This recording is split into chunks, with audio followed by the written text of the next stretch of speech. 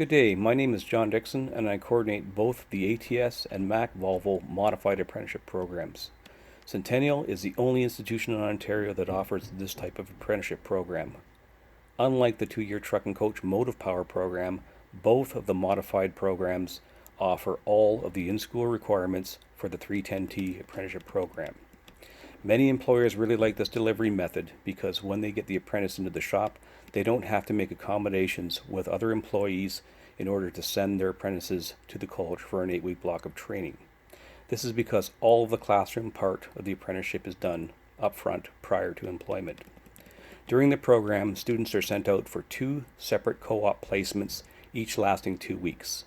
Many of our students actually get offered full-time employment from these placements. Many employers contact us here at Centennial asking to hire our graduates. In fact, the past couple of years, we've held job fairs and we have more employers offering jobs than we have graduates to fill those positions. The ATS and the Mack Volvo Modified Apprenticeship programs are the fastest route to working in the trucking industry and earning an income. For this reason alone, I always refer to these programs as the best bang for your buck. If you have any specific questions about the program, please email me at jdixon@centennialcollege.ca. Thank you.